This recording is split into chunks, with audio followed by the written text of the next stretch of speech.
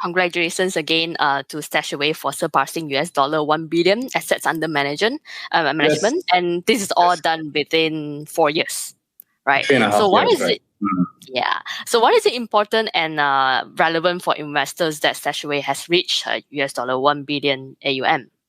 Yeah, so there's many aspects to this, right? Like, first, I think from a company perspective, it's always nice to meet a big milestone that proves your business model and your product is awesome, and that you have really put something out there that people are really taking to in a big way. When we launched the company 3.5 years ago, it was a proof of concept. And then when you get the first 1,000 customers, then you know that, okay, early adopters like it. And then when you reach the first 10,000 customers and a certain AUM milestone, then you go, okay, we have product market fit. Now it's about scaling. So then we went into Malaysia, and then 2 months ago into Dubai, and we want to replicate this in other countries as well.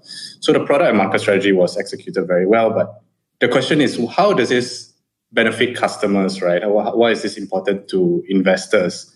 And to me, that question is, it can go both ways. It can be very important, or it can be not important at all, and there's no wrong answer. Because in the early days when we launched, our brand, StashAway, didn't have a lot of recognition. So people wanted to know the business performance, right? Like how well are you doing? So the very common way that asset management firms are assessed is like how many customers you have, or if you're a tech firm, and then if you're a fund manager, traditionally they ask how big are you, what's your assets under management.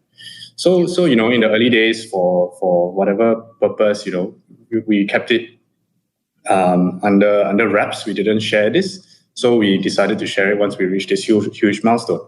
So that means that investors who care about the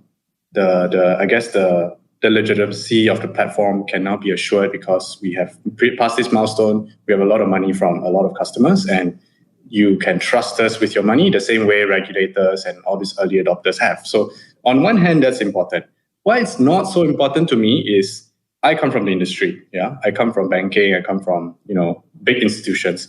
Big institutions market in a very specific way. They don't really market direct to the retail customer, because they market to like other big businesses, other corporations.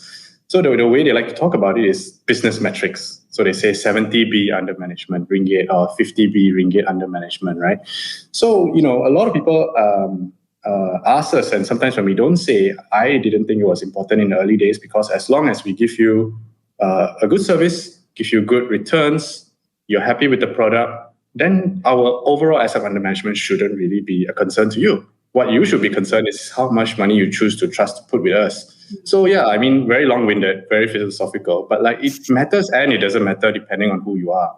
And to us as a company, obviously, we're very happy about it, but we want to also have the mindset that we are just starting. There's so much wealth in this region, and we want to keep plowing on, keep delivering the good service that we've been providing, keep up with those amazing returns, and keep customers invested for the long term, so that when we are at 10 billion, 100 billion, we'll still be pushing as hard as we were from day one. That's a very good sharing. Yeah, I believe it does. For some investor, it will definitely work as confidence for them, knowing that having this AUM, they are just one small part out of the $1 billion AUM.